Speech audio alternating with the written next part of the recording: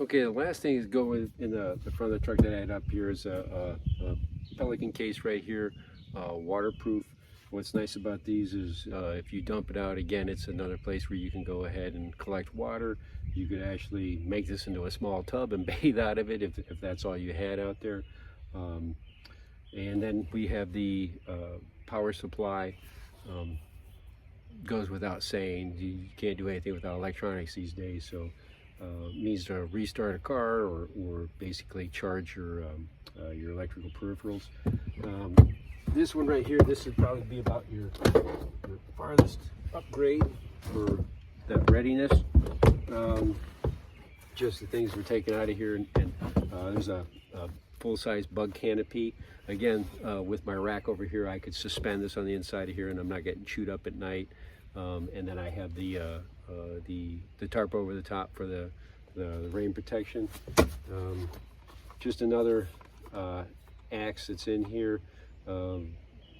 Good tools for any number of things.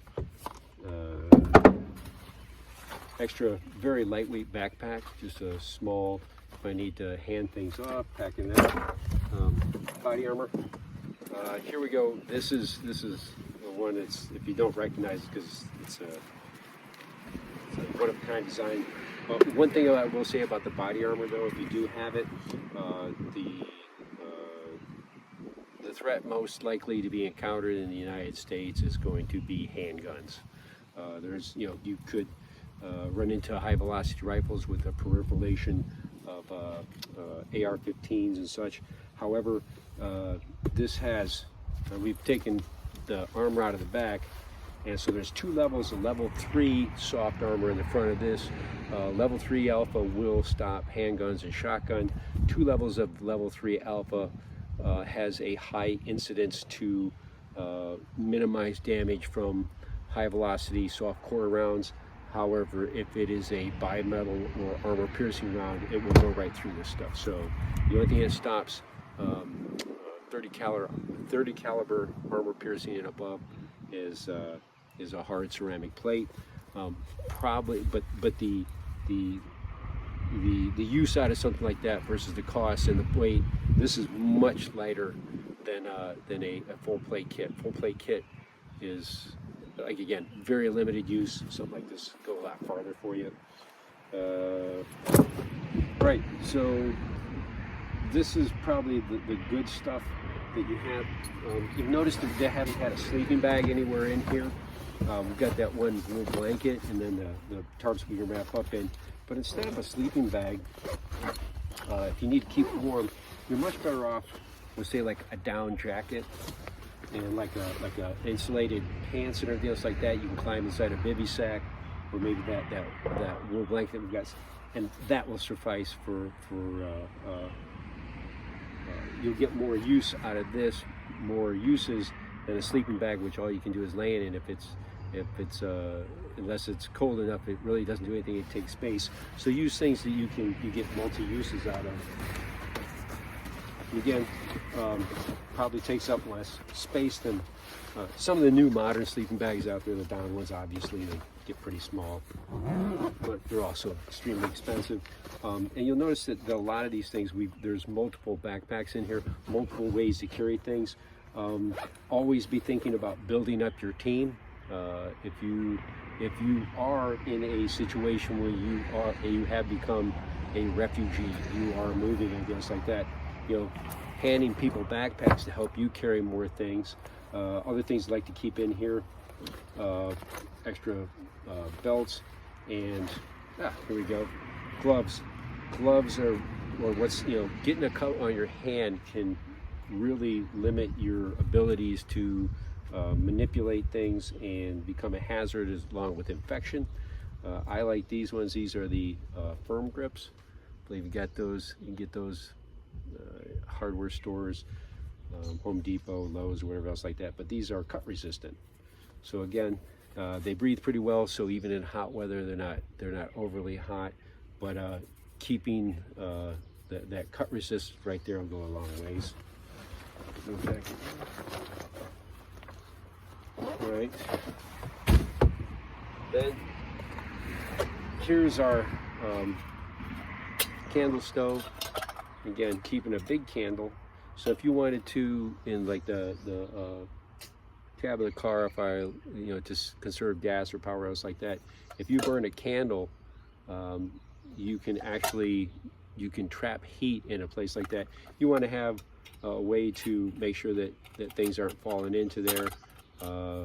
I've never had much use using this to go ahead, and you're not going to boil water with it, but again, you need to have air holes on the bottom so they can circulate the air. You could take the candle out of this, take this screen that we've cut like that, throw that on top of there,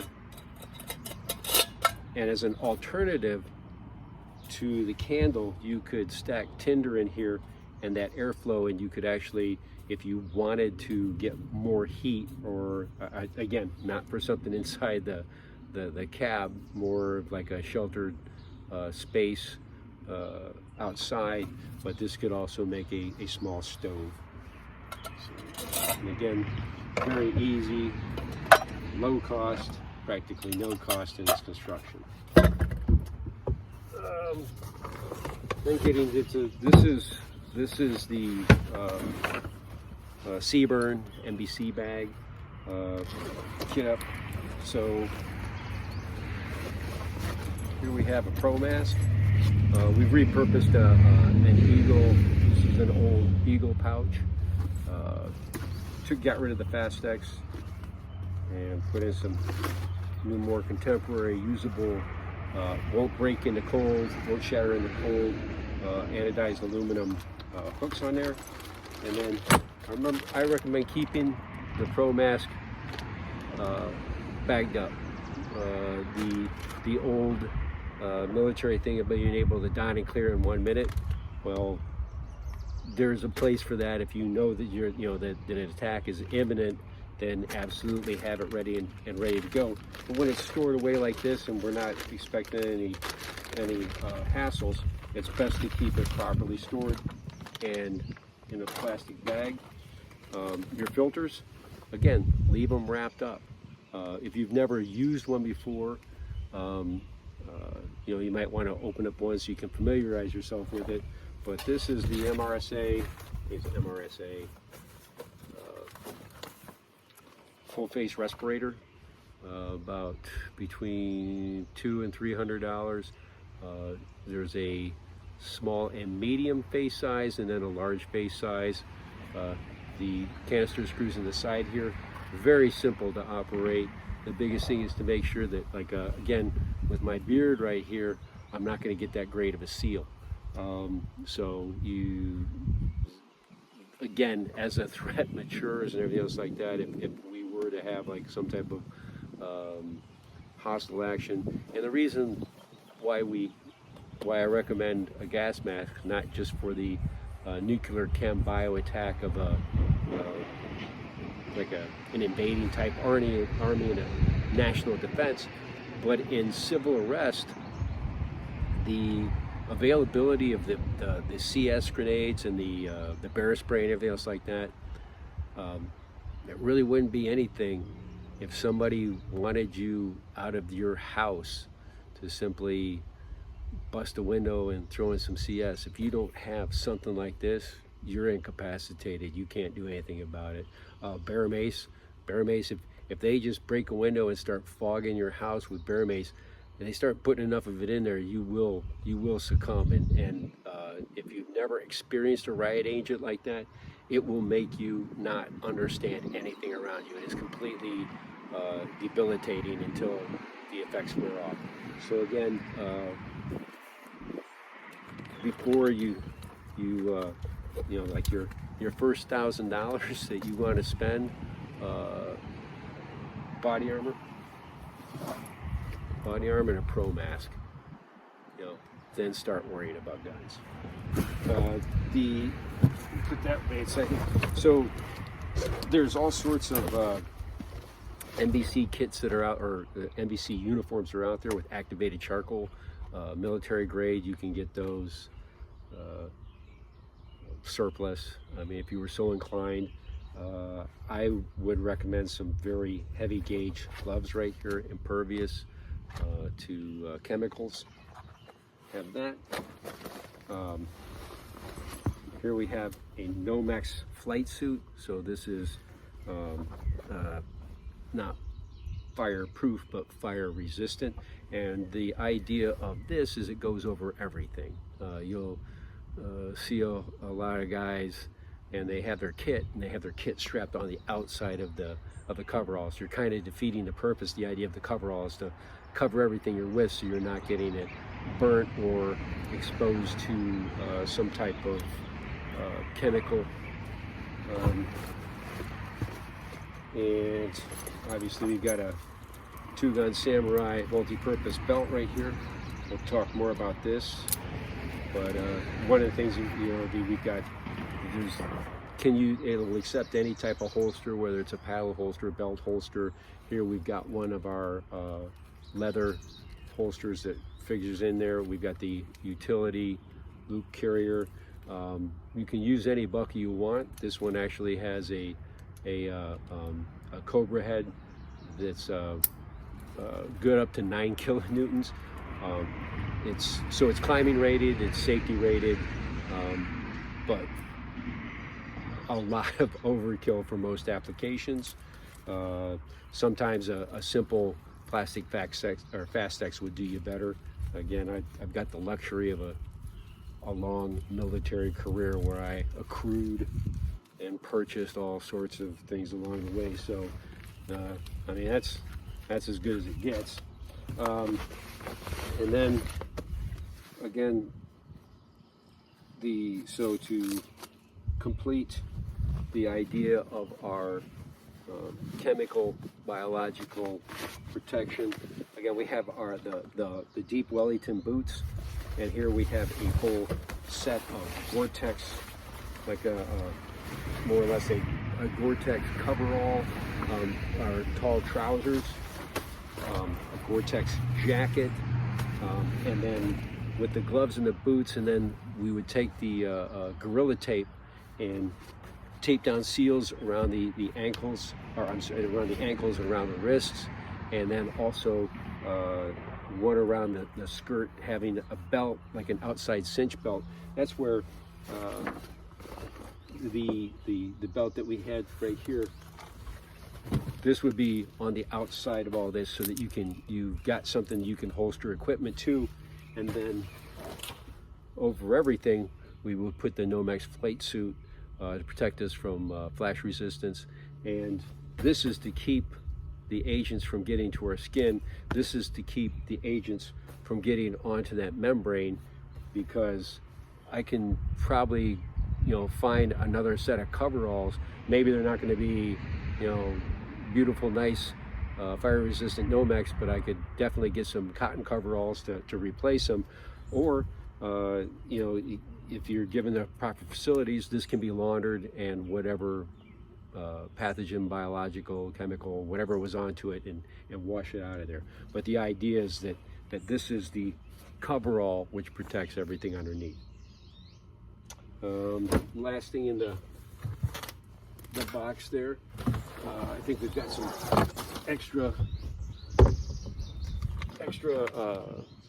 filter for the mask here. We've got a large, I think it's like there's a 96 ounces collapsible canteen. That's a good piece.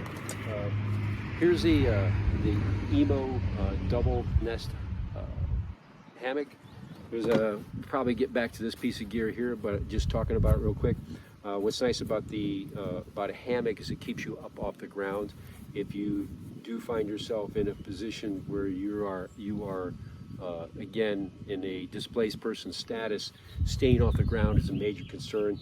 You can rig this to hang, say like from inside a building, if you can get it over a beam, underneath a tree, and more or less use it as a seat, or you put it out like a hammock, and then for rest. But it keeps you off the ground, keeps you from losing heat being drawn into the ground. It keeps you away from like rats, snakes, bugs, whatever else are on the ground.